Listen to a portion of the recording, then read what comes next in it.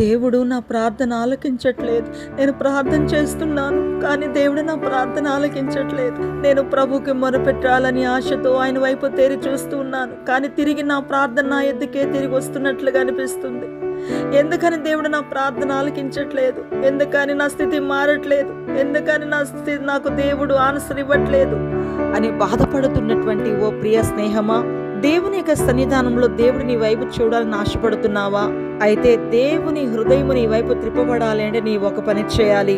పరిశుద్ధ గ్రంథమైన బైబిల్లో ఫిలిప్పీలకు రాసిన పత్రిక 2వ అధ్యాయము 21వ వచనము మనం చూస్తే, అందరూ తమ సొంత కార్యములనే చూచుకొంచున్నారు గాని యేసుక్రీస్తు కార్యములను చూడరు.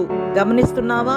నీవు నీ సొంత కార్యముల కొరకే నువ్వు దేవుని అడుగుతున్నావు, అందుకే దేవుడు నీ వైపు చూడట్లేదు.